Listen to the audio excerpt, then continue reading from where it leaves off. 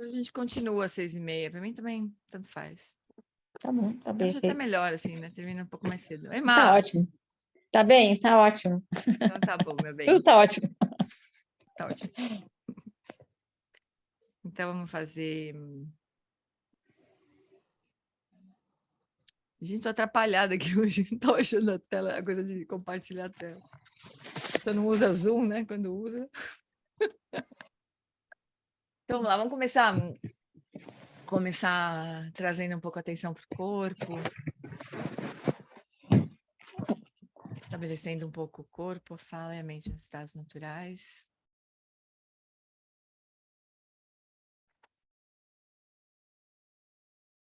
Diz o Eric, reencontrando seu assento interno.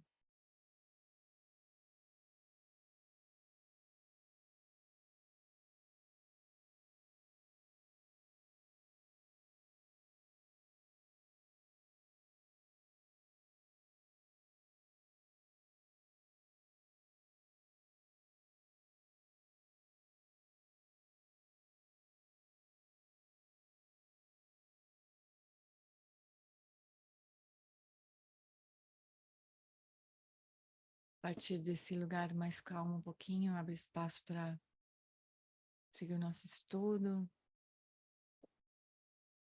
se conectando com o Lama.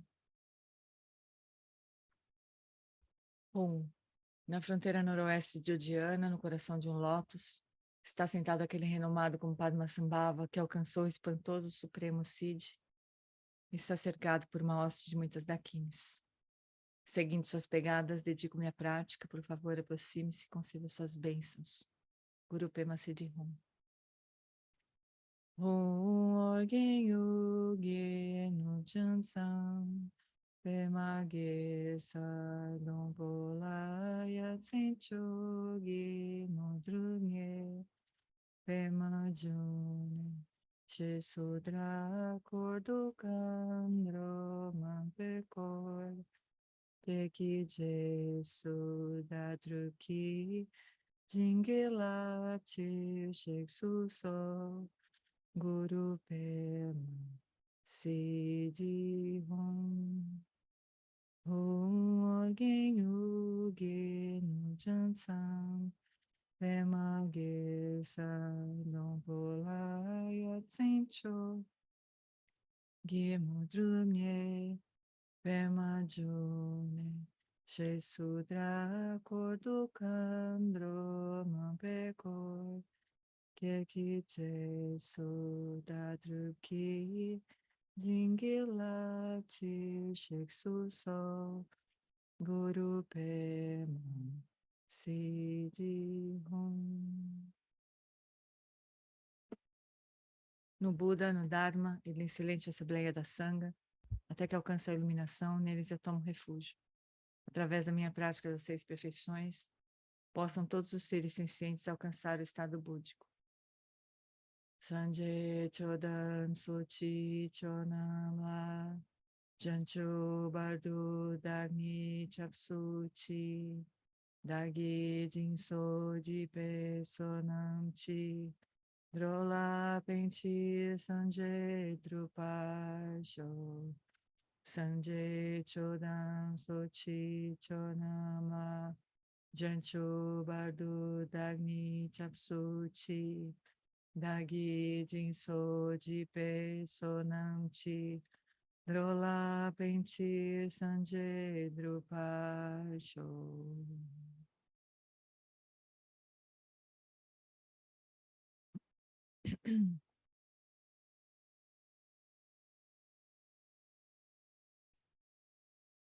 Então, agora então a gente segue nosso estudo, né? No livro Budismo com Atitude. Deixa eu abrir o Kindle. Antes que vocês me perguntem.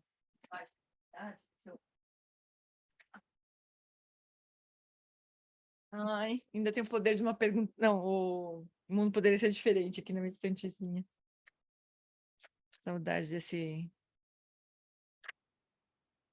Vixe, Maria. A Karma. As 4 ações não virtuosas. Ao lado da lista está na página 58 do livro físico, certo?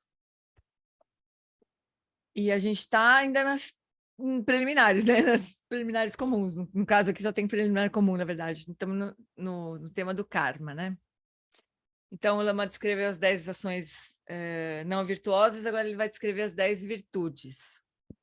Então, deixa eu já tirar a marcação aqui para não me atrapalhar na próxima semana. Eu já me atrapalho fácil. Tá bem. Ao lado da lista budista das 10 não virtudes está a lista das 10 virtudes. Essas são o outro lado da moeda de cada não virtude. Por exemplo, a virtude oposta a matar é proteger a vida. E a virtude que corresponde a fala áspera é falar gentilmente. Todas as ações virtuosas e não virtuosas criam marcas no fluxo mental.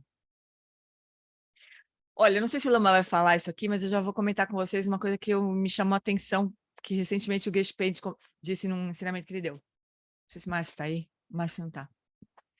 Ele disse o seguinte, eu nunca tinha me ligado nisso, eu acho. Sei lá, foi meio que, sério? Sabe, tipo, uau, sério?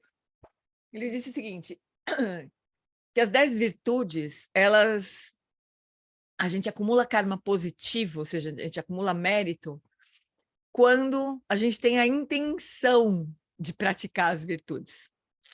Faz sentido, né? Mas assim, a gente, na verdade, precisaria fazer o voto de proteger a vida, né? De falar gentilmente, a gente precisaria fazer esse voto. E daí, quando a gente pratica isso, a gente gera mérito, né?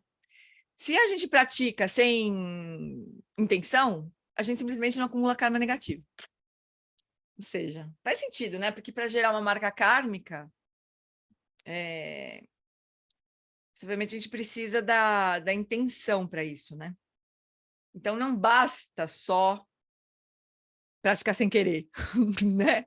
Tipo assim, eu não mato, mas tudo bem, não acontece de eu não matar, né? Isso não é uma grande coisa, né? Agora, se a gente tem a intenção de não matar, de proteger a vida e tudo mais, aí isso gera karma positivo, gera mérito, né? Eu tomei um susto, assim, acho que eu nunca tinha me ligado exatamente nisso, sabe? Agora, certamente não matar, né? Gera quer dizer, a gente não acumula karma negativo, né? Mas praticar a virtude oposta e com esse voto, né? Isso acumula, então, mérito. Então, a gente poderia fazer esses votos, né? No final de semana, o Geshe Page ofereceu os votos Bodhisattva, né? No sábado, no dia... Não sei lá, no dia do Sakadawa. Acho que foi domingo, de madrugada, 5 horas da manhã. E daí ele falou que a gente poderia fazer isso em luas cheias, sei lá, em dias assim mais especiais, né? A gente poderia fazer os votos de Bodhisattva sozinhos, né? Tomar os votos. A gente pode, porque os votos de Bodhisattva a gente toma uma vez com o professor, todo mundo talvez já tenha tomado os votos de Bodhisattva de algum professor, não é? Senão a gente, próxima vez que tiver, eu aviso, todo mundo toma. E depois a gente pode tomar sozinhos, né? De novo. E daí a gente pode fazer isso nos dias mais importantes, e daí, naquele dia, cumprir mesmo, assim, nas 24 horas, realmente cuidar para seguir os votos do Bodhisattva nesses dias, né? Fala, Atila. Tá fechado. Jane, isso que você falou faz muito sentido. Por isso que a prática de salvamento de vidas, né, ela é importante para a acumulação de mérito e mesmo para benefício para o fluxo da pessoa, né, para a vida da pessoa. Né? É isso mesmo, quando, sei lá, quando a gente faz, sei lá, cerimônias de longa vida, essas coisas, geralmente se faz salvamento de vida, né? Então, porque praticar virtudes opostas, não é só deixar de praticar não virtude. Porque isso acontece, né? De a gente não matar, por exemplo. Acontece a gente não matar. Apesar que não é tão simples assim, na verdade, né? A gente não mata os bichos grandes, talvez, gente, tudo, mas bicho pequeno a gente vive matando, né? Mas não matar intencionalmente, a gente não acumula karma negativo. Mas praticar o oposto intencionalmente, daí a gente acumula mesmo virtude. Fala, Robs. Eu acho que o contexto de voto faz mais sentido no contexto budista, né? Porque tem certas pessoas que já tem naturalmente aquilo, entendeu? Não precisa ter a intenção de não matar, porque ela não tem nunca a intenção de matar. E acha... Entendeu o que eu quero dizer? Porque o Entendi, contexto mas de ó, voto... pra gente também eu acho que é mais ou menos. A gente não tem intenção de matar, né? A gente só, Uma barata, um mosquito, às vezes a gente tem, bom. né? Pode ser. Eu não tenho, por exemplo. Já tenho um esquema de salvar barata aqui na minha casa, por exemplo. Salvar tudo que é bicho. Boa. Mas foi difícil, vou confessar que foi uma negociação pra beira aqui, para não matar barata, por exemplo, né?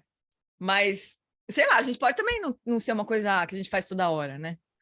Mas fazer o voto de praticar o oposto é diferente também. Por exemplo, essa prática de salvamento de vida é uma coisa que a gente pode fazer ou a gente pode patrocinar, né? Ajudar a financiar essas práticas. Então, sei lá, comprar um bicho que vai ser morto, né? Comprar, sei lá, nem sei como é que se faz isso numa cidade grande, assim, né?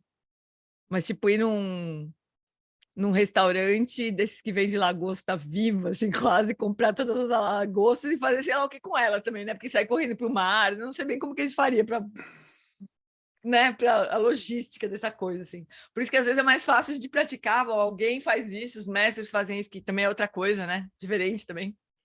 Deixar os mestres fazerem isso, né? E a gente financia, assim, apoia, né? É diferente. Mas eu entendo o que você quer dizer. No Sansara, tudo é um pouco difícil, né? Eu tenho um amigo da minha filha mais nova, é um dos garotos mais brilhantes que eu conheço, formou em Harvard, trabalha nos Estados Unidos e tal. E ele chegou aí em porta de supermercado, porque ele fazia parte lá de uma ONG contra animal como alimento, né? De megafone. Depois ele mudou um pouco, porque ninguém resiste a isso durante muito tempo, tendo, né? Mas aí eu fiquei pensando, é Lucas o nome dele. Pô, parece um negócio assim, então, agora, será que ele fazia aquilo com raiva? Entendeu? Porque às vezes as pessoas têm sempre aquela coisa, né? Que você fica com raiva do sujeito chegar lá e estar comprando, entendeu? Então, é uma coisa, é muito complicado. Eu acho. Não dá, mas a gente procura clarear um pouco as coisas, né? As motivações, mas é mesmo assim fácil. Mas as motivações podem ser muito, o que você falou mesmo, né? Às vezes o ativismo ele acaba virando um escape assim para raiva, né? Para frustração e tal. Aí a motivação fica mais ou menos, né? Mas por isso que eu acho que é importante mesmo a gente, essa questão do voto para a gente, né? Dos votos, assim, faço o voto de não matar nenhum bicho. Então, por exemplo, o Alan Wallace, uma vez no retiro, alguém perguntou para ele como é que fazia para ensinar meditação para criança, né? A gente até fez um recorte dessa resposta dele, que é muito bonitinho. O neto dele era pequenininho quando ele respondeu isso, né? Aí ele falava assim, o Troy, eu pego, quando a gente vai tomar banho, né? Eu vou dar banho nele, a gente fala assim, bom, vamos ver se algum ser vai morrer afogado nessa banheira. Aí eles olham bastante cuidado, assim, para ver se tinha algum bichinho na banheira antes de ligar o chuveiro. É muito bonitinho, né? Ensinar a criança a prestar atenção, né? Onde que ela está pisando, que ela vai... O que as ações dela vão causar, né? Então, eu acho bem bonito essa coisa dos votos, né? Aí a gente pode fazer isso. O Gespenst fala isso, para a gente pegar esses dias... Para quem é carnívoro, por exemplo, né? Pegar um dia desse Sagadawa, ou lua cheia de Amitabha, ou lua cheia, qualquer dia de Tara, qualquer dia de Amitabha, sei lá, no calendário, né? E fazer o voto naquele dia, por 24 horas, né? Não matar, ou não falar de uma forma grosseira com as pessoas, com qualquer pessoa. Aí é um pouco mais incontrolável. A gente consegue controlar mais ou menos o que a gente come, né? Mas quem vai aparecer na nossa frente, né? A gente fazer o voto de não responder atravessado, aí já é um pouco mais desafiador, mas a gente faz o voto, tenta cumprir. E isso, a gente dedica os méritos também no fim do dia. Ele falou que isso é uma prática muito importante, né? Mas essa coisa do... Eu fiquei meio de cara, assim, com essa história do voto. Eu acho que eu tenho umas horas que eu como umas bolas. Esse tipo de bola que eu achava que eu não devia ter comido, assim, mas a gente tinha sacado isso antes, né? Porque é tão óbvio, tão... Mas acho que eu não saquei mesmo antes. Tudo bem, antes tarde do que mais tarde, né?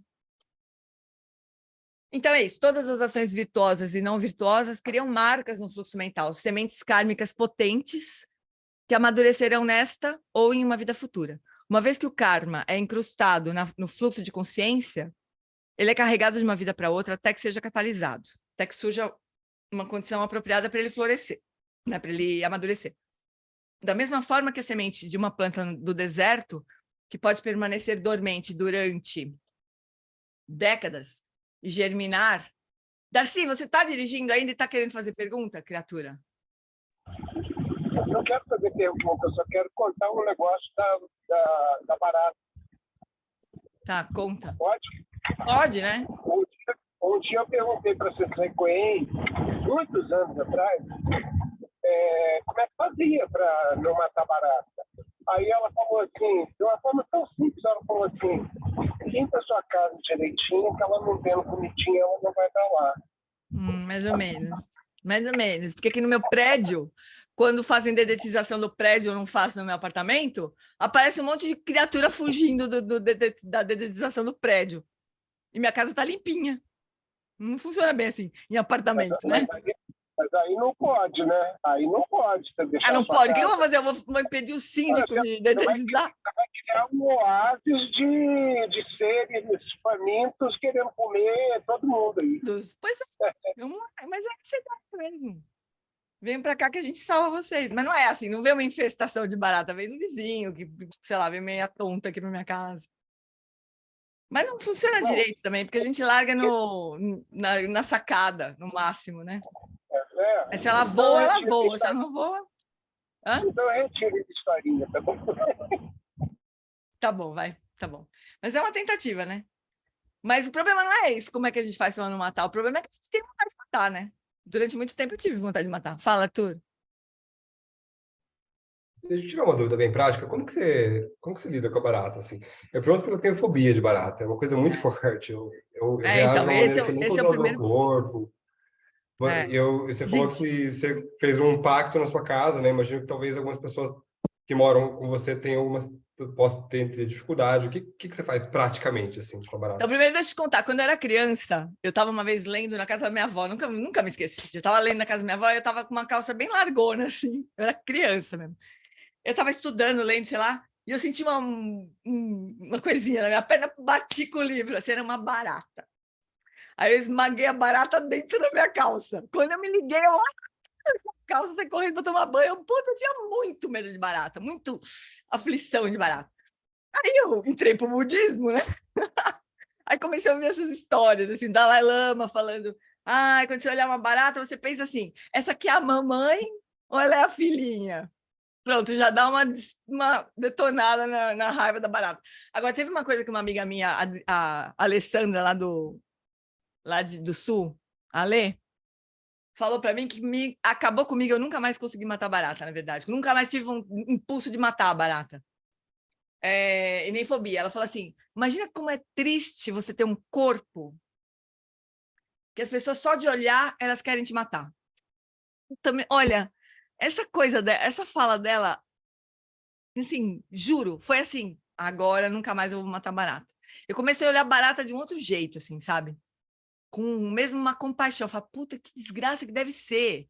Você só porque tem um corpo diferente, as pessoas querem te matar. Então, essa aversão que a gente tem ao bicho, porque não é medo, né? Porque o que a barata vai fazer de mal pra gente? Nenhum. Não tem nem como justificar o medo da barata, de verdade, assim, né? Mais um homão do seu tamanho, assim. O ponto é uma aversão mesmo, um nojo, assim. Então, essa é a primeira coisa, né? Agora, aqui em casa, a minha mãe nem se atreve, nem passa perto de barata, né? Mas eu e a minha irmã, a gente tem um equipamento para pegar barata, né? Que para pegar qualquer bicho. É um Tupperware ou uma peneira. Na verdade, o melhor que eu acho é peneira. Tem um cabinho, assim. Aí você pega a peneira e um papel mais grosso, tipo este aqui, ó. Tipo isso aqui, um papelão mais grosso, assim. Isso aqui é meio... Não dá também, porque você faz isso. Mas qualquer papel. A gente tem um papelão de caixa de sapato, sei lá. Mais durinho, assim. Aí você tampa a barata com a peneira, né? Assim, e enfia o papel por baixo. E daí você tá enxergando o bicho onde ele tá. Se você pegou, se ele não pegou, se ele fugiu, se ele, né? Com cuidado, né? Para não matar a barata nesse processo também, né? E daí a gente leva para a varanda. E da varanda ela se vira, e também é problema dela, porque não dá para gente fazer outra coisa, não joga ela da janela, nada disso. Eu deixo na varanda, ela se vira, né? A gente fecha a varanda e tal. E é isso. Mas minha mãe chama a gente, ela não mata. Meus sobrinhos também não matam mais, nenhum bicho. E meu sobrinho, quando ele era pequenininho, ele tinha uma brincadeira de matar mosquito. E eu falava, Paulo Henrique, não mata! Aí ele, por quê? Porque é meu. Eu falei para ele um dia, porque é meu. Tá bom. Ah, tá bom, é da tia Giane, não pode matar. Aí um dia tava assim, a gente tava longe, passeando num parque, sei lá, ele ia matar um bicho. Não, Paulo Henrique. Aí ele olhou pra mim e falou assim, ô tia, você tá brincando que isso aqui também é teu? Você vai me dizer que esse bicho também é teu? Como assim? Tudo teu? Eu falei, é, tudo meu. Mas eu sei que eles aprenderam, eles têm até hoje essa coisa de não matar bicho. Eles internalizaram, assim, sabe? Na brincadeira de que era meu, eles acabaram internalizando, eles não matam mais bicho. Mas é um costume, né? Mas acho que primeiro tem esse trabalho interno mesmo, a gente refletir, né? Sobre o bicho. Puta, meu, por quê? Porque ele tem um corpo diferente, né? É triste isso. Então tem isso, né? Mas aí na casa tem uma conversa, tem um pacto mesmo aqui. A última barata que eu matei aqui já tem uns meses e tal. Era uma situação difícil, porque era de madrugada, minha esposa dormindo. Aí era eu e a barata. Normalmente eu tento, por exemplo, formiga, eu tento pegar aqui e jogar, soprar para ela, não. Mas eu também achei uma sacanagem de deixar a barata e chegar de manhã e falar, ó, tem um baratão aí, eu não fiz nada. Não. Aí o que eu fiz? Eu matei a barata, mas eu do coração falei, poxa, aqui tem um renascimento um pouco mais auspicioso na próxima. Eu queria ser que nem o Tilopa comia o peixe, aí o Naropa chegou e falou, nossa, esse mestre come o peixe. Mas ele falou, não, mas eu levo a consciência dele por um renascimento mais bonito, né? Mais auspicioso. Eu pego e levo. Deve ser bonito. Isso, professor, se a gente matasse a barata, mas pegasse a barata e falasse, agora você vai ter um pet, um cachorrinho que vão te pegar e vão te... Poxa, vai te cuidar bem. Devia ser legal. Mas no Sansara não tem uma solução 100%. Não, Cris, dá sim. Mosquito é a mesma coisa. Você tampa um mosquito numa parede, assim. Quando dá, né, gente? Porque também a gente não é... Sei lá, às vezes o mosquito tá lá no teto, a gente não consegue pegar, sei lá. Mas, enfim. Mosquito, aquele repelente da SBT, eu acho que funciona razoavelmente bem, aquele de tomada. Aí o bicho não fica perto de você, você não precisa... Não, repele. Ele não chega perto do quarto. Repelente é melhor, né? Agora, mosquito em lugar que tem dengue também não é muito fácil, né? A minha esposa também já teve dengue no Rio, né? Poxa, é uma coisa... É complicado, né? Eu não me importaria de dar para o mosquito, entendeu? Algum sangue meu, se ele não me causasse problema nenhum. Mas tu dá dengue, você olha ele, aquele listradinho, você fala, nossa... Mas é menos, então, é mais raro, né, Robs? É assim, a gente pode até falar, puta, mas não, mas a dengue, porque as doenças e tal, tá bom, né? Aqui, por exemplo, em Lisboa não tem, mas no Rio tem. No Rio, no verão, não tomar cuidado... a gente vai fazendo o que é possível, né?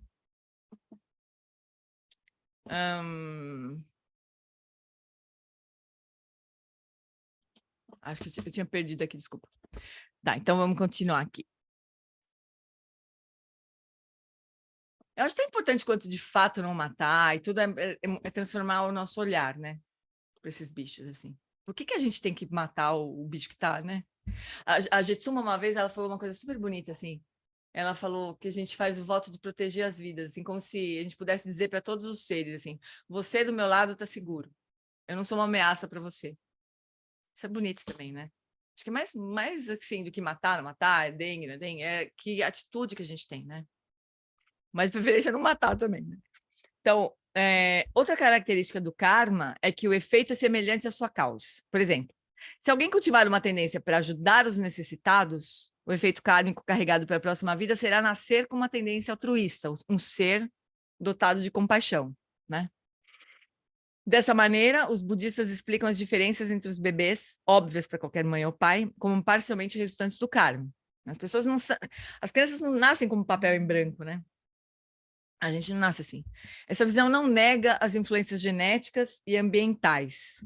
Muitas influências se combinam em um intrincado tecido para formar esta vida. Ponto interessante aqui é que os budistas não consideram que a mente de uma criança seja como papel em branco. Devido à influência das vidas passadas, os seres sencientes são fortemente condicionados, até mesmo antes da concepção, Na verdade, a gente já é atraído por determinado pai e mãe por força kármica, né? Já começa daí. Portanto, cultivar tendências virtuosas é uma prioridade da prática do Dharma. A visão de que o karma afeta o contínuo de consciência de uma vida para outra é de fundamental importância na prática budista. Essa a base da renúncia, né? Se a gente acredita, e do refúgio depois, né? Mas se a gente entende o impacto das nossas ações nas próximas vidas, se a gente realmente entendesse isso, né? Se a gente assimilasse realmente isso, a gente levaria mais a sério essa coisa do karma, né? Então, a visão de que o karma afeta o contínuo de consciência de uma vida para outra é de fundamental importância na prática budista. Muitos budistas reconhecem que alcançar a iluminação em uma só vida, embora possível, é altamente improvável. Eu faço parte dessa turma aí. Compreender o karma e seu efeito sobre a continuidade da consciência expande a prática espiritual para além de uma aposta de tudo ou nada referente a uma única vida, né? Se a prática espiritual tem continuidade e coerência, né? Essas coisas não são aleatórias, porque a vida pode ter continuidade, mas é aleatória, né?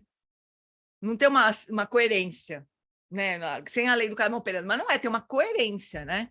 E tem continuidade. Cultivar a bondade, a sabedoria e o equilíbrio, bem como reduzir as tendências aflitivas, resultará em qualidades que serão incorporadas à mente.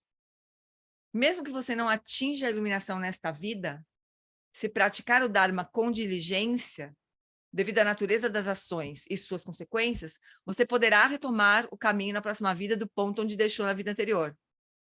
Por favor, pelo menos isso, que não demore tanto, né? Para a gente retomar. Sabe uma coisa interessante que eu ouvi o Tenzin Wang uma vez falar? Alguém perguntou para ele sobre Alzheimer, né? Como que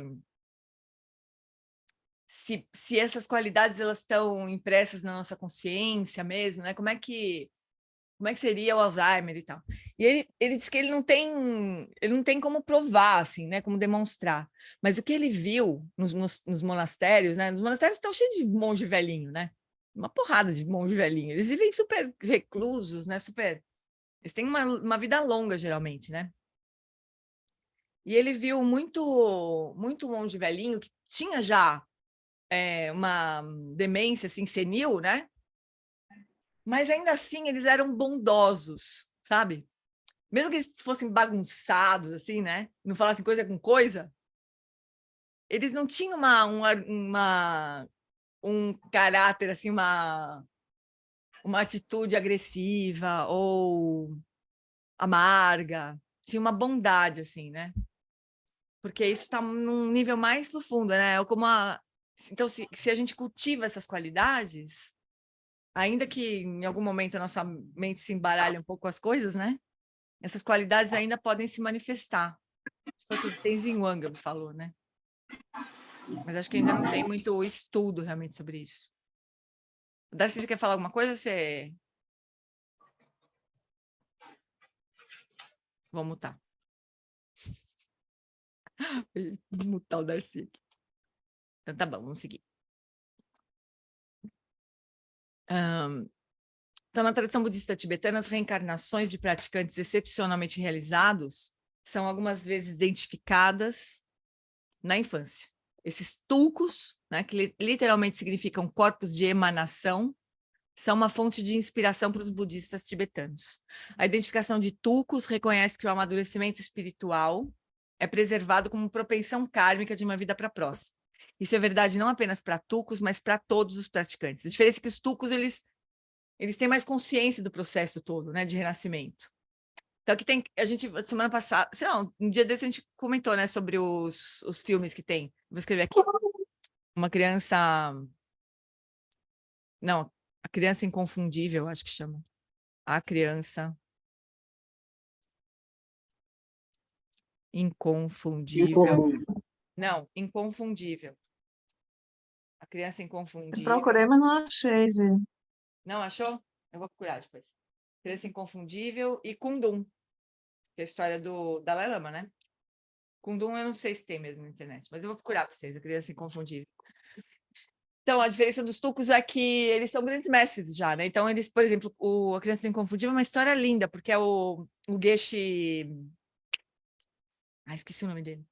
Que era o aluno dele. É tipo assim, o aluno dele era um aluno super assistente, atendente do mestre, né? Aí o mestre morre e fala para esse aluno, agora você vai encontrar a reencarnação do seu mestre. E ele fala, como? Eu não vou conseguir reconhecer. A mente dele tem uma realização muito superior à minha. Eu não vou conseguir reconhecer. A minha mente é atrapalhada ainda. É a coisa mais bonitinha esse Geshe. E ele... gente, eu vou encontrar aqui, rapidão. Ele encontrou, né? Eu te mandei no WhatsApp aí. Mandou? A Criança Inconfundível? Uhum. É. Queria lembrar o nome dele, se tiver... Porque é vídeo indisponível, Atila. Ué, aí eu não entendi, não.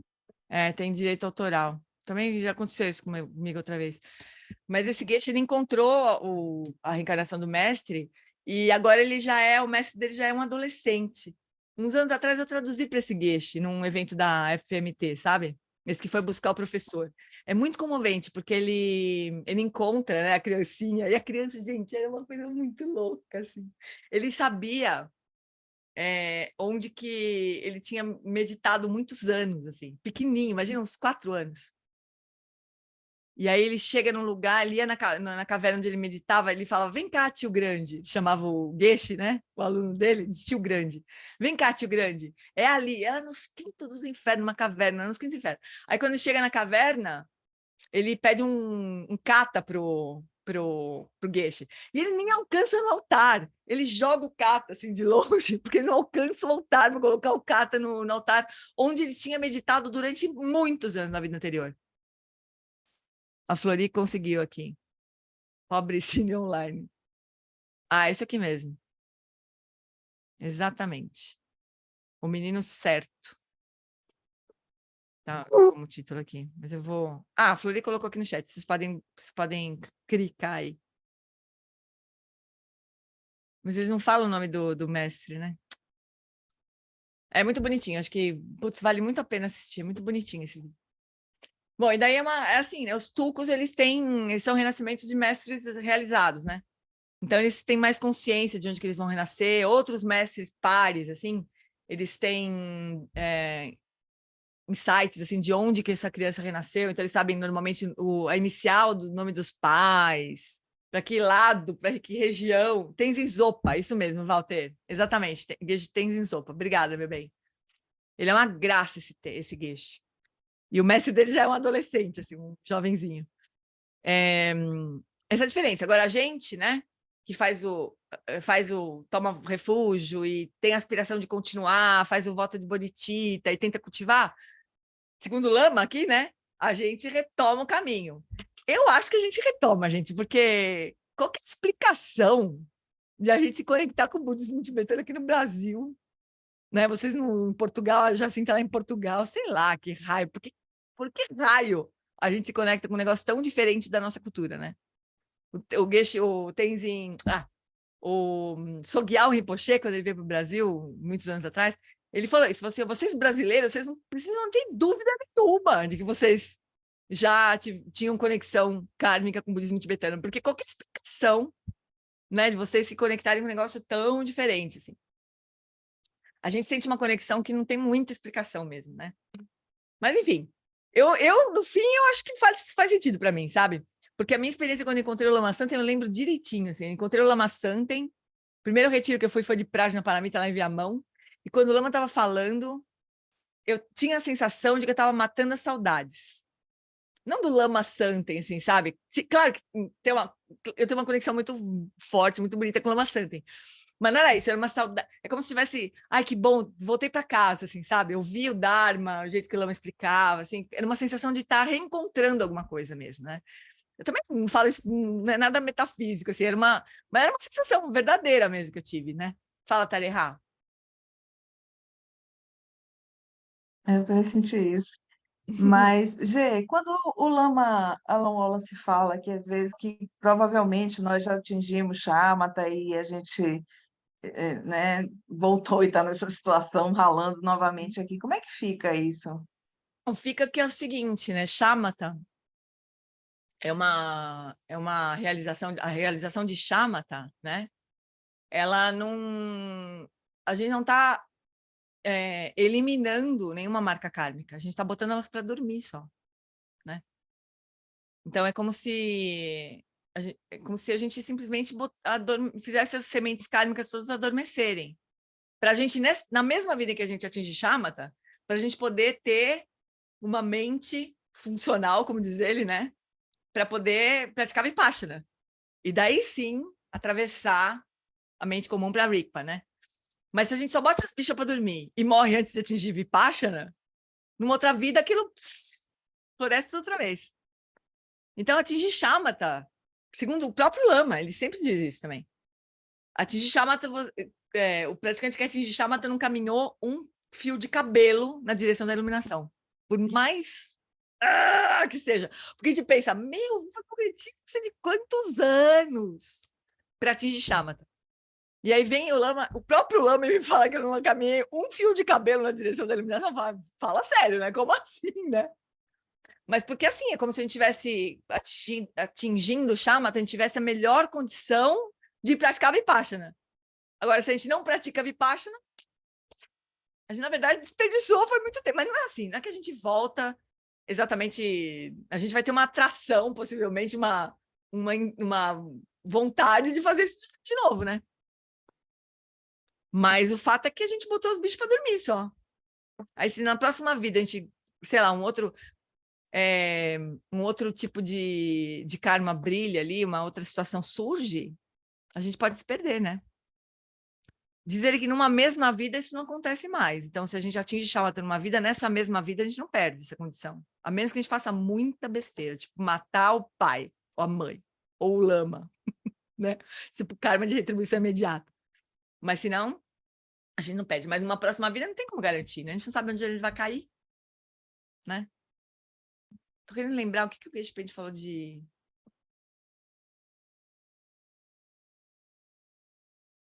depois eu lembro. Sobre karma na hora da morte. Jeane, Sou eu. Talvez atingir Shamatha aumente um pouco a probabilidade de um renascimento no reino da forma ou da não forma, né? Depende Talvez. Não, depende do... Porque quando você falou que bota os problemas para dormir, a impressão que eu tenho é que no reino da forma, e principalmente da não forma, é exatamente isso, né? Não, Você põe os Robes, olha, problemas para dormir. o que eu ouvi, a explicação que eu ouvi do Lama sobre isso, assim, quando a gente atinge Shamatha, a gente tem 3 qualidades, né? A consciência substrata tem 3 qualidades: bem-aventurança, luminosidade e não conceitualidade, né? E a gente pode se apegar a uma dessas qualidades. Então, se a gente gerar um apego, a gente atinge Shamatha, e a gente fica, essa bem-aventurança é tudo de bom, eu não quero nunca mais perder isso, a gente renasce no reino do desejo. No reino do desejo. Então, dentro do sansarão, Mas pode ser o reino dos deuses, talvez. Mas não necessariamente, Rô. Não é nenhuma segurança isso aí. Mas a gente tem uma propensão a renascer no reino do desejo. Talvez no reino dos deuses guerreiros ou deuses do reino do desejo. Agora, a Flori talvez vai me ajudar, porque eu sempre confundo essa outra duplinha, assim. Se a gente se apegar à não conceitualidade, a gente renasce no reino da não forma, certo, Flori? Se a gente se apegar à luminosidade, a gente renasce no reino da forma. Então tem uma jogada dessas aí. O Shagdu Rinpoche também explica isso, em alguns dos livros, no Portão da Prática Budista, eu acho. Ele também explica isso. Mas sei lá, gente, se a gente, no momento da morte, a gente tiver uma morte muito, muito desafortunada, a gente pode ir nos infernos, sei lá. A Jetsuma também fala o seguinte, que quando a gente atinge Shamatha, a gente tem muito mais acuidade mental, né? Até as aflições mentais ficam mais vívidas para a gente. Então, é o seguinte, atingir Shamatha por si só não garante nada, né? Então, se a gente quiser realmente avançar, a gente precisa atingir Shamatha e atingir Vipassana na mesma vida, para não correr o risco de se perder todo o trabalho, né? E agarrar na mão do Lama, né, gente? Porque tem isso também. Se agarrar na mão do Lama para não se atrapalhar, né? Ir para debaixo da chuva do Lama. ficar embaixo da tuba do lama, né? Isso faz diferença também. Hoje, e lembrando que essa chama que o Lama ensina para a gente, né, que está dentro da abordagem Dzogchen, ele vai antes do John Limpa, por exemplo, ensinar tomar a mente como caminho de fato e a gente ir lá repousar na quietude da consciência e meus movimentos da mente, ele vai ensinar Vipassana na natureza da mente, para a gente já saber que a mente não tem essa existência inerente, porque a gente vai enfrentar os nhamas nesse processo também. No processo de aquietação, vem todos os padrões, porque a gente não vai fazer nada. A gente vai desativar esse ego que está manipulando, controlando, reficando. Então, vai vir os nhamas. Então, os nhamas todos. E se a gente não olhar essa etapa de Vipassana na natureza da mente, a gente vai se enrolar muito. Então, mas se a gente tem essa clareza disso e a gente enfrenta, né, a gente faz essa prática que o do John Limpa sugere, a gente vai realmente avançar rápido para a Vipassana. Por isso que a sequência do John Limpa é assim, é Shamatha e depois Vipassana, direto assim, né? Direto. Não é só do John Limpa. Não é só do John Limpa, né? Todos os caminhos são assim, né? Shamatha e Vipassana, mas esse Vipassana inicial é só para dar uma tonteada, assim, né? Dá uma porrada na reificação, aí a reificação fica meio né? Aí a gente faz Shamatha e daí tem mais chance, tem razão. Mas ainda não é a realização de Vipassana, óbvio, né? Porque não é nem Shamatha. Mas a gente precisa das duas coisas, senão a gente não avança nada, a gente corre o risco de voltar para trás fácil, né? Então isso é verdade para os tucos, não é só para os tucos, mas para todos os praticantes. Um terceiro tipo de efeito kármico, e o mais difícil de compreender, é ambiental. Os vários tipos de ambientes onde nos encontramos em nossas vidas também são um resultado do karma. Então, nascer no Brasil não é por acaso. Nascer em um ambiente hostil, em meio à doença, à fome, à seca, à guerra, é uma maturação do karma, que se manifesta como ambiente externo. O mesmo raciocínio também é válido para um ambiente harmonioso e belo. A hipótese budista é de que o senso de humanidade é muito dependente de um corpo humano e de que não somos tão humanos quanto acreditamos ser. Quer dizer, nós estamos humanos, né? Quando o corpo humano morre, o que resta são as tendências. E de acordo com os ensinamentos do Buda, é difícil a concepção de um nascimento com uma forma não humana, porque nos identificamos muito com a inteligência humana e com a forma humana. Então, os doguinhos, os gatos, né, que se familiarizam muito com os seres humanos, eles têm uma chance maior de renascer como humanos, porque eles se familiarizaram com como os humanos fazem as coisas, né? Eles estão mais próximos, vamos dizer assim, de nós do que os bichos que vivem em outro ambiente, né? A gente meio que humaniza no sentido de tornar mais humanos os bichos, né? Esses pets, assim. Eles têm muito mérito, assim, nesse sentido. Não porque eles têm a chance de ter um renascimento humano, né? Que pode vir a ser precioso também. Mas temos mais em comum com os outros reinos do que gostamos de pensar. Por exemplo, se a sua vida é dominada por desejos como eu quero um bom carro, uma casa maior, quero mais da parte que me cabe, essa experiência é comparável à vida de um preta, de um fantasma faminto, né? Preto em itálico. Fantasma faminto, né? Do mesmo modo, levar uma vida direcionada por apetites animais, sem tirar proveito da experiência e da inteligência humana, para todos os efeitos práticos, é um facsímile humano de viver a vida de um animal, né? Viver na preguiça, viver sem ter muita vontade de fazer as coisas, né? E se permitir ser dominado, viver encostado em alguém. Isso é experiência de animal, né? O ensinamento budista geral é de que uma vida fortemente dominada pela delusão leva a um renascimento no reino dos animais, pela obtusidade mental, né? Uma vida fortemente dominada pela carência leva a um renascimento no reino dos fantasmas famintos. E uma vida fortemente dominada pela maldade ou pela crueldade conduz a um renascimento no reino dos infernos. Eu darei um exemplo de um renascimento em um inferno budista. Tenha em mente que esses renascimentos, todos eles, não são mais substanciais do que os sonhos, mas são tão reais quanto a nossa experiência no reino humano hoje.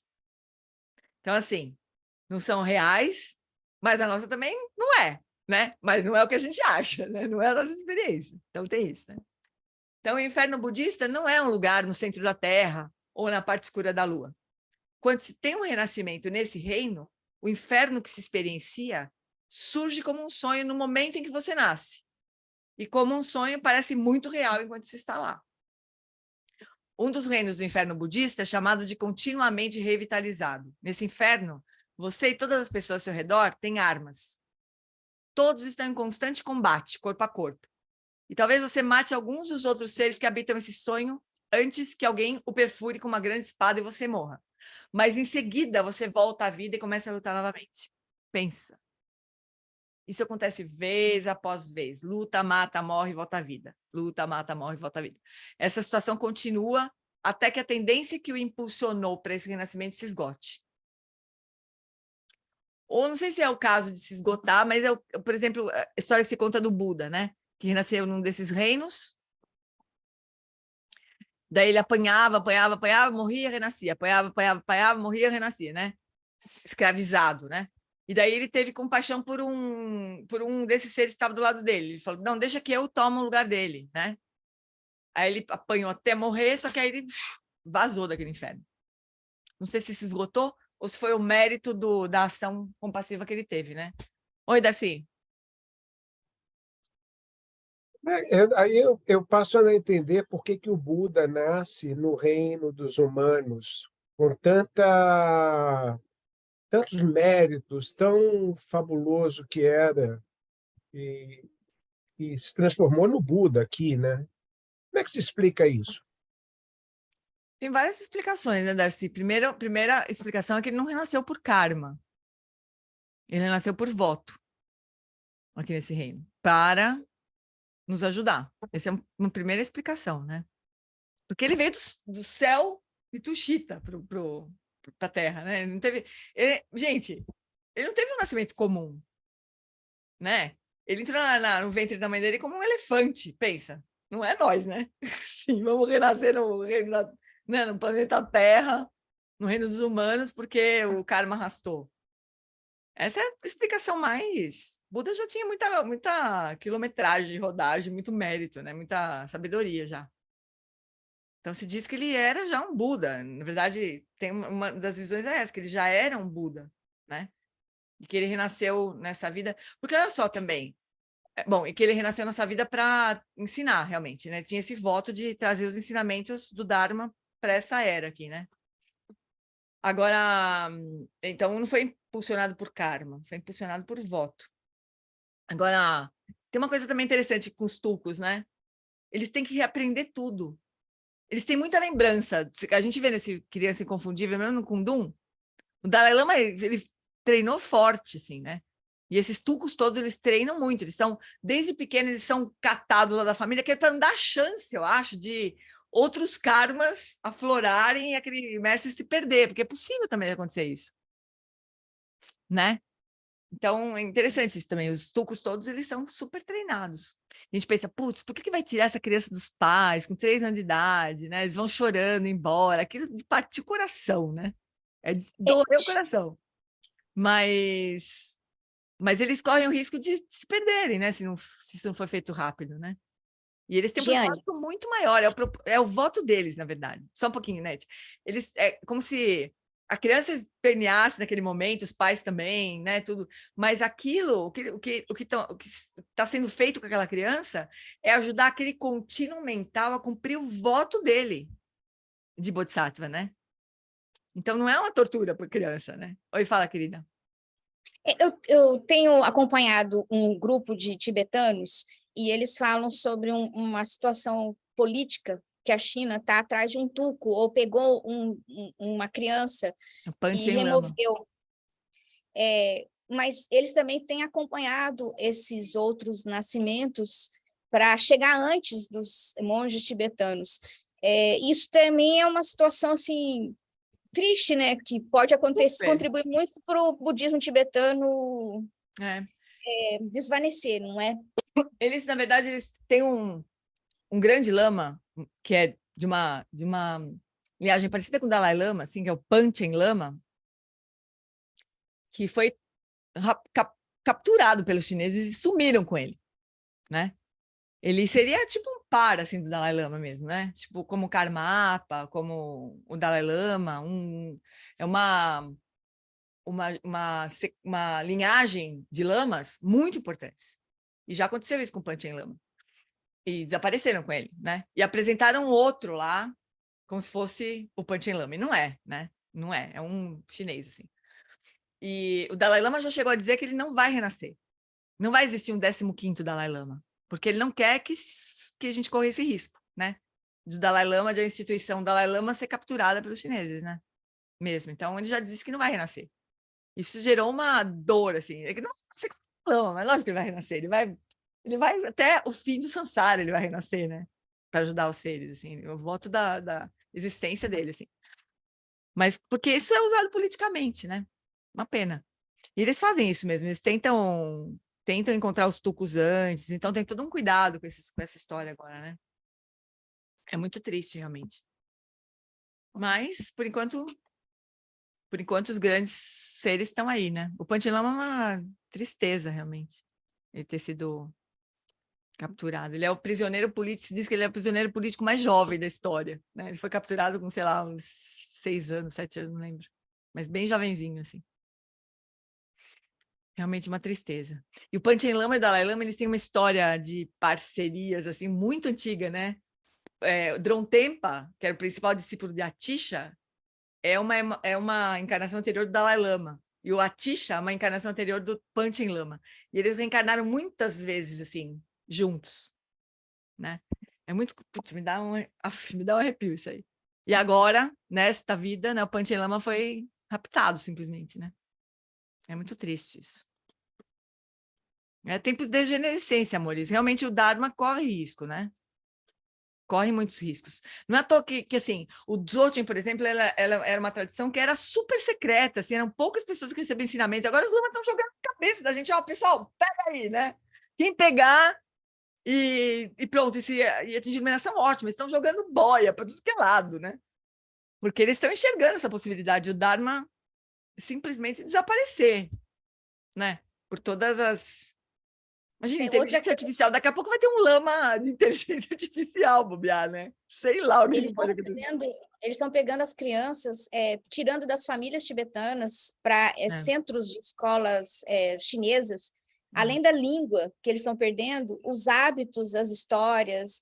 E eu acho que isso é uma coisa que a gente também pode se engajar, de fazer, reverberar a voz deles, porque a voz deles é oprimida, extremamente oprimida, né? Uhum. Os chineses oprimem demais e está acontecendo é muito triste essa perda da cultura deles, que eles estão perdendo a identidade de ser tibetano, porque pegar a criança e fazer a criança sair do convívio da família para ficar nas mãos das escolas chinesas, como eles estão fazendo lá no Tibete, é muito agressivo. É horrível. É muito agressivo. Vai perder essa cultura. A gente faz várias coisas já, sabe, Anete? A gente já fez várias coisas. A Tibet House aqui no Brasil, ela tem esse propósito, né, de manter a cultura tibetana. A gente já fez várias coisas, assim. A gente fez várias mostras de cinema, trazendo sistemas, né? Tem um filme muito bonito chamado O Que Resta de Nós. Mas esse filme acho que a gente não conseguiu legendar. É um filme... Bom, em inglês é What Remain of Us. What Remain of Us. E é uma história de uma mulher, de uma descendente de tibetanos que mora nos Estados Unidos, que foi... Os pais fugiram para os Estados Unidos, ela nasceu nos Estados Unidos. E daí ela... Porque no Tibete ninguém pode andar com foto do Dalai Lama porque vai preso, né? Então não tem... O Dalai Lama não existe no Tibete. Na China, ele não existe, na verdade. Tem um amigo, o Renato Braz, meu amigo cantor, foi para a China, ele foi várias vezes para a China. E eu pedi para ele testar isso realmente, assim, digitar Dalai Lama no Google, na China. Não tem resultado, assim. É como se não existisse esse termo, Dalai Lama, no Google, na China, né? É muito louco isso. Então, e é muito impressionante. Eu fico pensando como é que pode, né? Como é que pode existir um controle de informação tão, né, poderoso assim, mas existe, né? E ela gravou uma mensagem do Dalai Lama para os tibetanos num DVD, né? Isso faz tempo, né? Que foi feito isso. E foi para a China, foi para o Tibete com um aparelho de DVD debaixo do braço com esse DVD gravado. E ela escondida, ela ia nas casas dos tibetanos e reproduzia o DVD. é uma coisa, assim, de chorar, de cair no chão de chorar, porque, assim, tem as duas coisas. Tinha casas que ela entrava e rodava o DVD, e as pessoas faziam prostrações pro DVD. Deixa eu ver. É isso aí, What Remains of Us. Não tem legenda, mas talvez tenha... Ah, tem! Não, legenda gerada automaticamente. Pode funcionar também a legenda gerada automaticamente, né? Tem funcionado cada vez melhor, inclusive. Daqui a pouco eu vou perder a função. Tudo correr bem, eu vou perder a função. Então, tem pessoas que se atiravam no chão, faziam prostração, e tinha os jovens, para eles era nada, sabe? Aquele olhar, eles olhavam para a mensagem do Dalai Lama e falavam, e daí? Né? Quem é esse cara? Sabe? De chorar dos dois lados, assim, para os velhinhos que se emocionavam e para os jovens que não sabem nem quem é. É muito terrível, é muito terrível. É uma história muito... Mas, Anete, cola na Tibet House, porque vira e mexe a gente consegue fazer umas coisas, assim, de mostra de cinema, né? Porque tem muitas coisas complicadas no meio, né? Da própria segurança do Dalai Lama, né? Mas, sim, é uma questão muito complicada, muito triste. E o problema é que os tibetanos não é só uma questão cultural, assim, é claro que é triste. Não vai, né? Legenda é sempre mais chato. Claro que é triste ver uma cultura, né? Como a cultura dos nativos aqui, não é muito diferente, né? Como a cultura dos povos originários aqui do Brasil, né? Mas para nós, budistas, o problema da cultura tibetana desaparecer é porque o budismo faz parte da cultura tibetana, assim. É uma manifestação natural, assim, da visão budista, né? Então, tanto no Tibete quanto naqueles países, no Butão, né? Esses países são muito importantes para o budismo mesmo. Porque ali a gente consegue ver... Eu nunca fui para o Tibete, nem tenho vontade de ir, na verdade, né?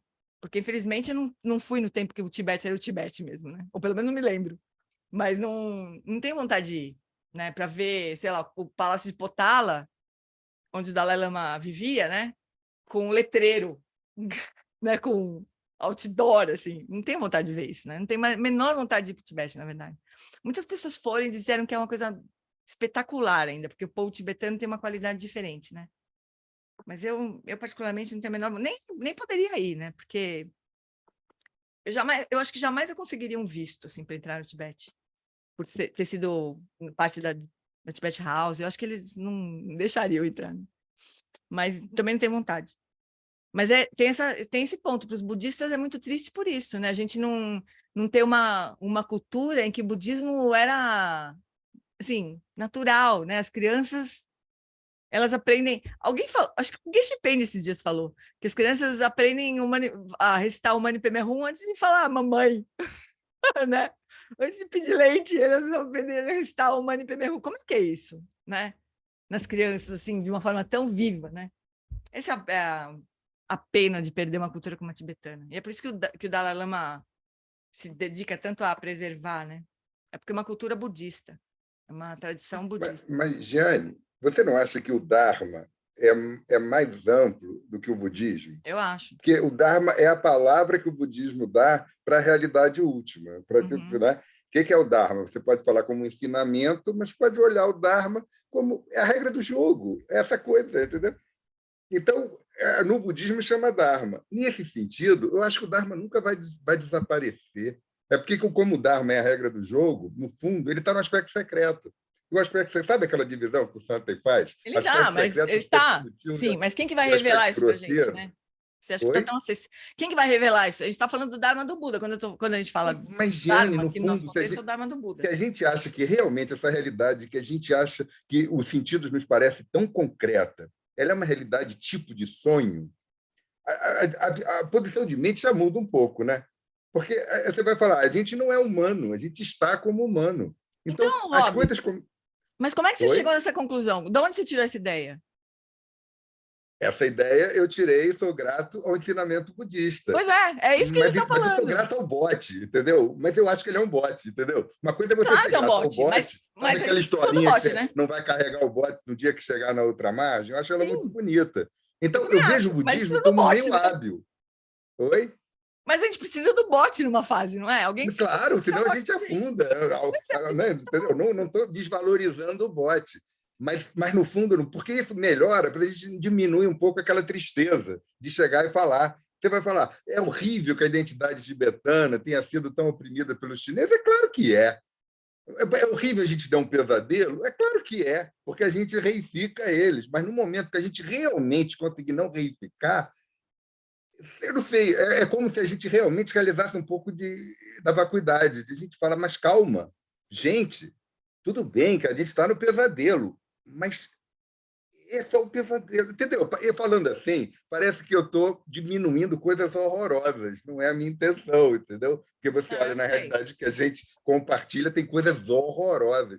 Mas eu realmente acredito de que a gente não é inerente a si próprio. É uma coisa estranha, né? Porque é mais fácil a gente falar, né? Mas aí, na hora, na prática, como eu mesmo me pego com apegos, entendeu? Com coisas que eu estou claramente reificando, por mais que intelectualmente eu tenha chegado à conclusão de que a gente aparece devido a causas e condições. Eu segui essa conclusão cognitiva, não intelectual. Eu não tenho essa realização não cognitiva, entendeu? Da mesma maneira que eu estou olhando vocês, eu não consigo chegar para mim mesmo, chegar e falar, eu tenho certeza visceral.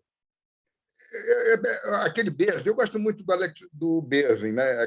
Porque ele é muito didático, na minha opinião, e ajuda a acertar um pouco as coisas na cabeça. Então, no Oriente, em vez de falar de uma convicção visceral, né?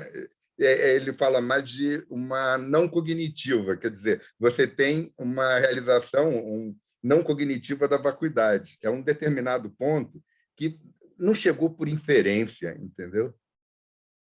Gente, Entendi, depois que mas a gente você está realmente conversando isso por acredita causa nisso, de quê? Porque eu estava falando o ele seguinte. disse, em virtude de que tem essa ideia, muitas vezes divulgada, de que a gente está em tempos de degenerescência, o risco do Dharma ficar muito grande. Você fala, é verdade, dentro do sonho isso é verdade, não tenho a menor dúvida. Mas a gente pode ter uma visão além do sonho. Mas, Além Roberto do céu, para ter uma visão além dos sonhos, precisa do Dharma. Não é natural para nós. Sim. Mas é aquela coisa. Olha, eu acho muito boa a metáfora, né? A coisa do bote. A gente, para atravessar, a gente precisa do bote. Mas a gente ter consciência de que é um bote, a nossa relação com o bote já fica um pouquinho diferente, entendeu? Eu entendi, No Roberto, sentido mas de a gente que está falando do risco de o Dharma do Buda desaparecer deste mundo. Ele vai desaparecer. Tanto que já tem Maitreya, já está eleito, né? Próximo Buda. Os Budas históricos, eles surgem quando os ensinamentos do Buda anterior desaparecem. Os ensinamentos do Buda Shakyamuni vão desaparecer do planeta. Vão desaparecer. Mas Já está Jane, definido, vai ter 1000. Aliás, não é 1000, é 996 Budas, né?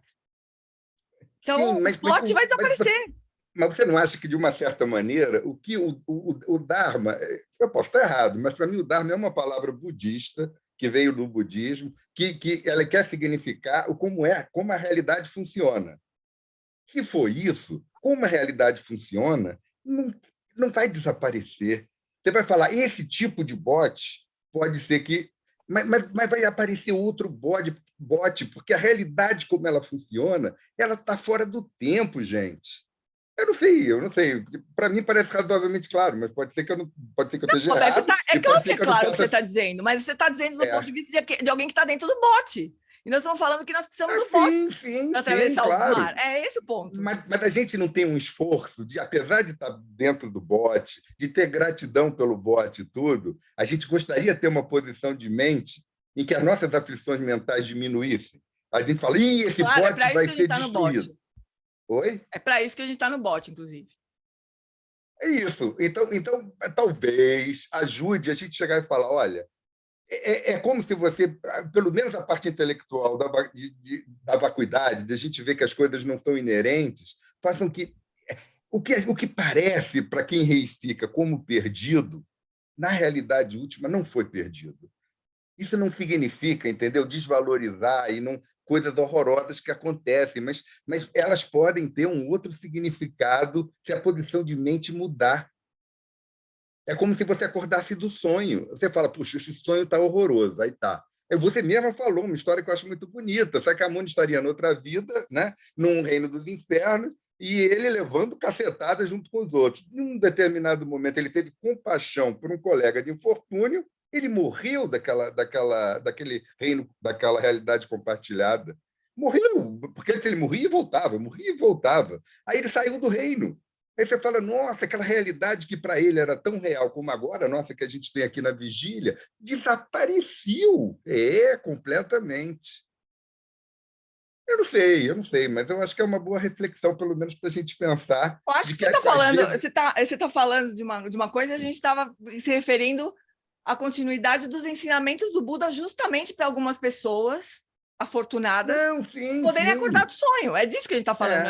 É claro que o Dharma vai reaparecer, porque ele realmente explica a realidade última. Ele vai reaparecer. Mas é que eu pensei que, quer dizer, posso estar errado, de que esse tipo de pensamento, às vezes, pode nos levar a uma situação de lamento e de tristeza, que pode ser um pouco minimizado, para a gente ver que vai aparecer outro bote para todos. Vai aparecer outro bote, a gente já sabe disso, realmente. Agora, isso não vai diminuir o nosso esforço, e é o que os mestres todos estão fazendo, de preservar o Dharma. Óbvio, né? Isso é uma coisa, não quer dizer a outra. Eu acho que o mestre que mais mobiliza tudo é o Dzongsa, ele está fazendo esforço, sim. E o próprio Lama Zopa, né? Para preservar o budismo Mahayana, é disso que a gente está falando. Agora, que vai aparecer outra vez? Claro que vai, né? Mas quanto mais tempo os ensinamentos do Buda estiverem disponíveis para as pessoas, melhor, né? Que, no fundo, as coisas não estão perdidas. Eu não sei, eu acho que isso Não, Roberto, mas você está falando isso do ponto de vista de quem está no barco, entende? Nós estamos pensando em como é que nós vamos deixar o barco mais tempo existindo para as pessoas que estão se afogando subirem no barco. Essa é a Óbvio, isso eu não tenho a menor dúvida, não é isso que eu não estou nem discordando. Então, mas se você realmente pensa que isso que eu estou fazendo, por mais legal que seja e tal, eu não sei explicar direito, mas a impressão que eu tenho, entendeu? É de que realmente, quando você olha e fala, é como se a gente tirasse um peso das costas. É um pouco aquele que eu falei do amigo da minha filha, que ia lá em frente ao supermercado, gritando de que as pessoas não tinham que mudar o hábito alimentar, que aquilo tinha muito sofrimento, entendeu? Ele colocava muita energia naquilo, o que não acho ruim, mas se você exagerar, não estou dizendo que os budistas estão exagerando, não, né? Mas, às vezes, a energia leva a um certo exagero. Até, às vezes, não é um exagero assim, do ponto de vista externo, como é esse exemplo, mas, do ponto de vista interno, às vezes, dá um desânimo. Que você fala, puxa, até o Panchen, né? Que era junto com o Dalai Lama, está desaparecido. Você fala, nossa senhora, isso parece que é karma, mas ele não devia nascer por karma. Você começa a ter uns probleminhas na hora que você faz uma certa inferência com as coisas que estão... O Sansara é muito confuso.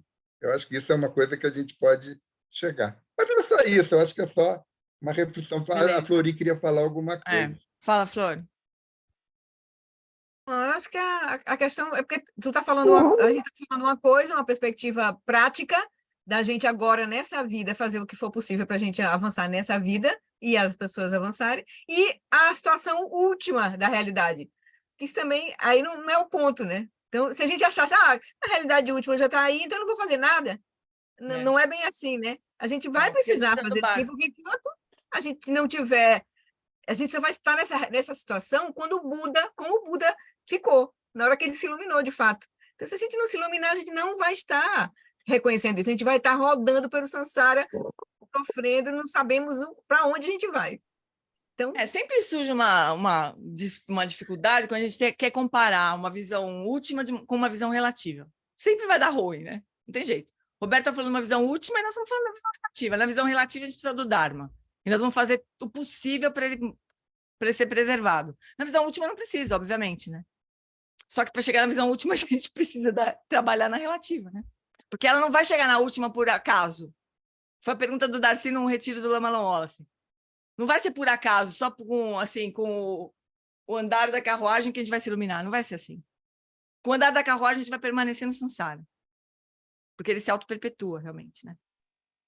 E as coisas são Jeane, sustentadas, né, Jeane? Oi?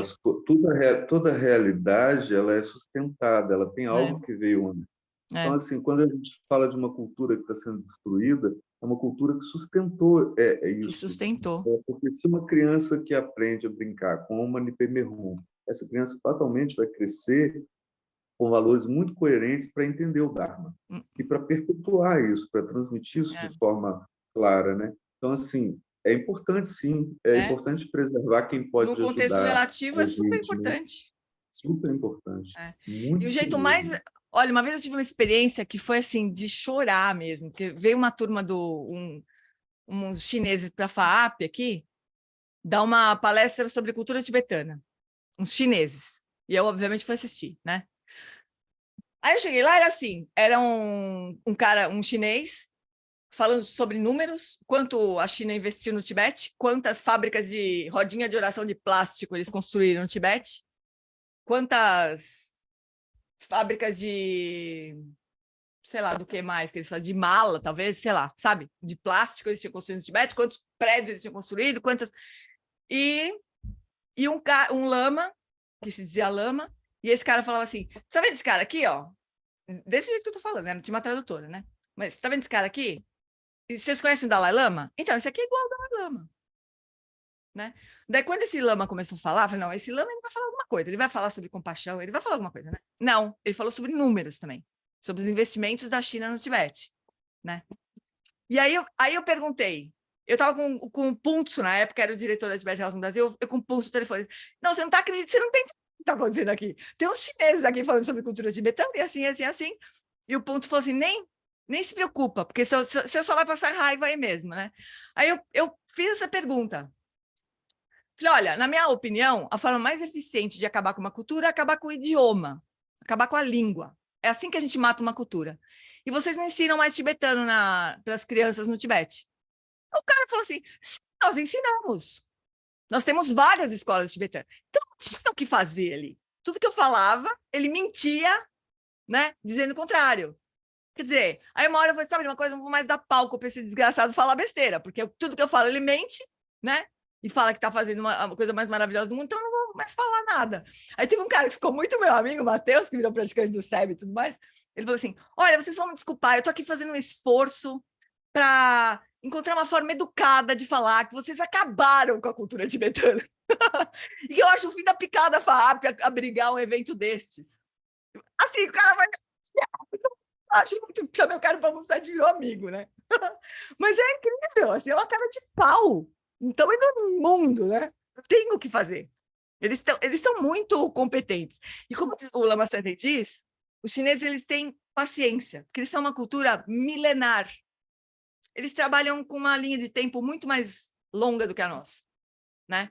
Então, eles têm tempo para esperar o Dalai Lama morrer, para esperar as pessoas esquecerem do Dalai Lama. Eles têm tempo para tudo isso, eles não estão preocupados em resolver a parada no tempo regulamentar. Eles têm várias prorrogações que eles não se preocupam em perder, né? Fala, Darcy. Pensando no Tibete, é genocídio cultural, todo mundo sabe disso. Eles querem varrer do mapa a cultura tibetana da forma como ela é. Agora, existem outras situações no mundo onde budistas estão matando, cortando a cabeça de outras tradições. Então, assim, não é uma questão particular só do Tibete.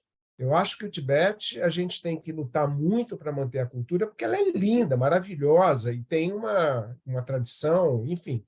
Mas o próprio budismo tentou acabar com o budismo bom, que nem é budismo. É uma Verdade, tradição isso aqui está então, assim, na minha garganta até hoje. A gente precisa olhar para isso com um pouco mais de distanciamento crítico. Agora, deixa eu te perguntar uma coisa. Aquela pergunta que eu fiz para o Lama Alan Wallace, que ele me respondeu, foi aqui no dia seguinte ele chegou de manhã, começou a contar uma história, não sei o quê, parará, e começou a chorar, e você falava, cadê o Darcy? Cadê o Darcy? E eu estava lá fora. Não lembro. Você lembra disso?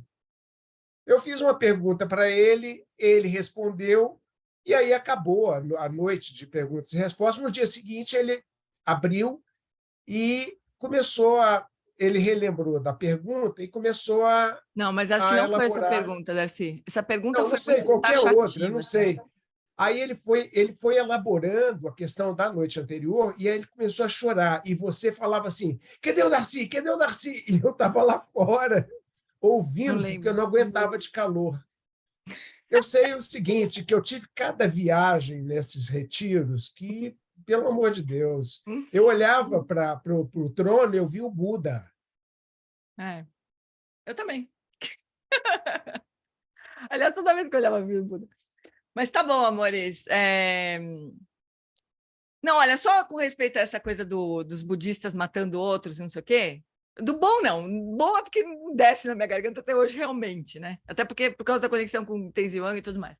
Mas sobre os budistas matando os muçulmanos em outros lugares e tudo mais, o Dalai Lama na Itália, uma vez que teve treinamento do CBTT, e naquela mesma época o Dalai Lama estava lá, e ele fez um evento em Firenze, numa praça pública, em frente a uma escola. E aí botaram umas crianças para fazer perguntas para o Dalai Lama. Teve uma que perguntou isso, escuta aqui, como é que é essa história de budista matando um muçulmano? Como que você explica isso? Né? Aí o Dalai Lama ele disse o seguinte, que qualquer criatura que mata outra não pode se denominar nem budista, nem cristão, e nem praticante de nenhuma grande tradição, porque todas as grandes tradições têm a mesma mensagem do amor, né? Então, ele fala assim, essas pessoas não eram budistas, e nem eram cristãs, e nem eram de tradição nenhuma. Então, ele não estava querendo dizer assim, budista não mata ninguém, não é isso. Que os budistas são melhores e não matam ninguém. Mas uma pessoa que mata não pode dizer que é seguidor do Buda, porque ele não está seguindo os ensinamentos do Buda. Todas as tradições místicas, aquelas que Sei têm lá, todas como as tradições prática, que têm essa mensagem de amor. Místicas, Tá bom, porque pode você ser. tem tradições que são míticas, e aí eles matam mesmo, é Não, fundamentalismo você entendeu, bravo. né, Darcy? Você entendeu, né, o que eu quis dizer? Mística. Você entendeu, né? Todas as tradições cristãs, todas as tradições que têm a mensagem de amor, assim, né? Então, o Dalai Lama deu essa resposta. E eu acho que tá super certo, assim, né? Realmente. Não é que os budistas não matam, mas que se você mata, você não pode dizer que está seguindo o Buda. Você não pode dizer que está seguindo Jesus Cristo, você não está seguindo ninguém, né? Está matando, simplesmente, né? Mas a tradição do bom, a história do bom ali, para mim, bem mais ou menos explicar também. Fala, Cris. Oi, Gê, é só porque eu acho que é importante, na verdade, isso que o Darcy falou, ele fez uma separação conceitual místico e mítico, mas, assim, claro, que quando a gente está pensando, assim, dentro dessa bolha que a gente está, de que se uma pessoa que pratica realmente o cristianismo não vai matar, uma pessoa que pratica realmente o budismo não vai matar, ou não vai cometer preconceitos, né? Não vai buscar não fazer esse tipo de coisa. Mas a realidade não é assim. A realidade do fundamentalismo religioso que existe no nosso mundo hoje é completamente diferente. E essas pessoas têm uma ilusão de que elas estão corretas, né? Então, mas elas têm uma ilusão, né, Cris? Era isso que o Dalai Lama estava dizendo, eu acho, sabe? Elas não estão de eu não estou fato questionando seguindo os ensinamentos, né? Eu não estou questionando o que o Dalai Lama disse. Eu estou só trazendo alguns pontos de tensão sobre isso, né? Porque é isso. A gente precisa pensar sobre isso. A gente vive isso cotidianamente, né? Cotidianamente as igrejas evangélicas perseguem LGBTs. Cotidianamente as pessoas, sabe? A gente tem um lugar de perseguição. No Brasil, uma realidade. Em outros lugares, outras realidades diferentes. Mas que o fundamentalismo religioso leva a esse lugar. E a gente não pode perder isso de vista, que eu quero dizer, entende? Quando a gente vai fazer esse tipo de reflexão, né? Assim, entendo. Eu acho, inclusive, que essa afirmação do Dalai Lama, ela tira a legitimidade dos fundamentalismos, né?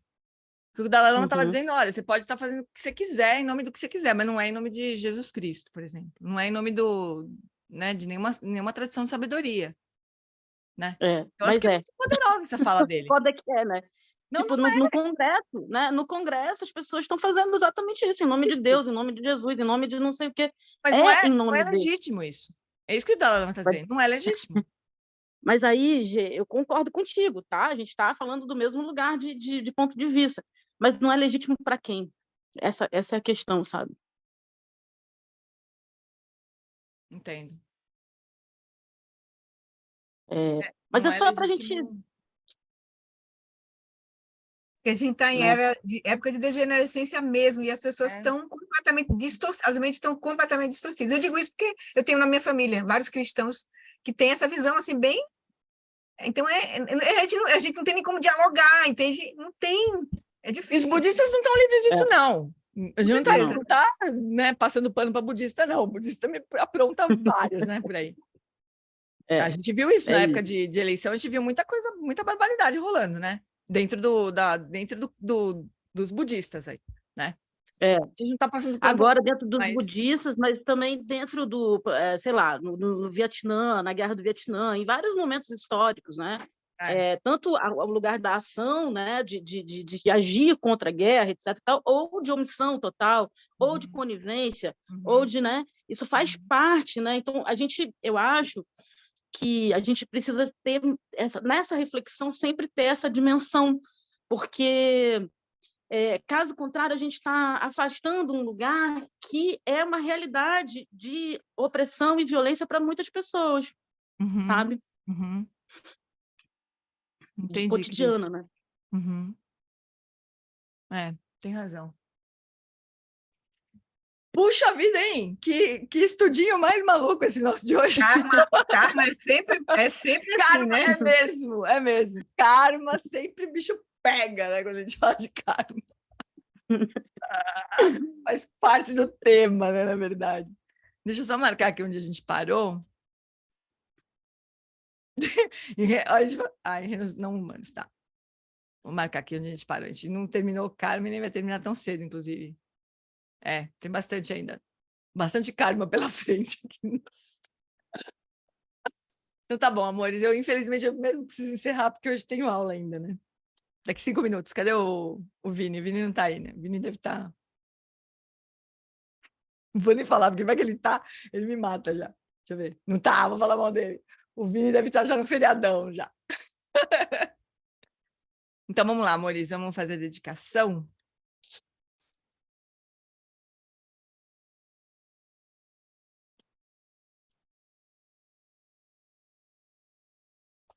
Então, no reino cercado por anéis e montanhas nevadas, você é, sem exceção, a fonte de todo benefício e felicidade. Poderoso Avalokitesvara, Senhor da Compaixão, Tenzin Gyatso, que seus pés de lótus permaneçam firmes por centenas de éons. Garira we korwe jinkan so pandandeu amalo jonwene cherezi wan Tenzin Gyatsoe jape kaude bardo tenjuchi. Garira we korwe jinkan so pandandeu amalo jonwene cherezi wan Tenzin Gyatsoe jape kaude bardo tenjuchi. Peço longa vida ao Lama, que o professor Shakyamuni, o grande Vajradhara, e aquele que sustenta os mistérios de todos os dinas Padmasambhava, possam firmar os pés de lótus daqueles que sustentam os ensinamentos e fazem com que os feitos do Buda brilhem como a luz do sol, como o sol e a lua. Aquele que derrama uma grande chuva de amor sobre seres em terras distantes e sustenta-os com o néctar dos ensinamentos do Buda, aquele limitadamente afortunado, o grande ser conhecido como Alan Wallace, possa sua vida ser longa. Em Jambuvipa em geral, e especialmente no Ocidente, você ilumina os ensinamentos dos jinas como a luz do sol. Ó mestre, possam sua longevidade e seus feitos ser muito extensos e possa você guiar todos os seres no caminho da liberação. Que a grande tradição da Bhattacharya, do mestre Padmasambhava e do rei Trisundeusen possa florescer e permear os 3 reinos. Que a presença das 3 joias nunca se separe do fluxo mental dos seres, assegurando assim um sublime bem-estar através dos 3 tempos. Quem lo chosun ring lo che zang lin sa sun cha pa pel dro ju chosun não ada midral do sun gele show. Por esta virtude, possa eu rapidamente realizar o Lama de Odiana e possa eu conduzir todos os seres, sem exceção, a esse estado de realização. Gewadinho Duda, Korgandama Druguni, Droachikamalopada e Salagopar Show.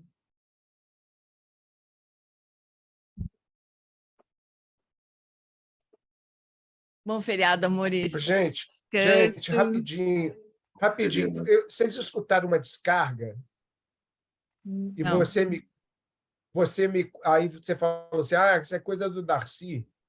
É porque eu cheguei em casa, fui fazer xixi, eu estava com o telefone, eu não sabia. Se pintou isso aí, desculpa, viu? Eu não ouvi, mas tá tudo bem, Darcy. Nem eu.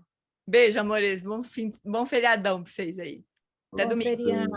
Obrigado, Jane. Boa semana para todos. Obrigada. Beijão. Essa semana.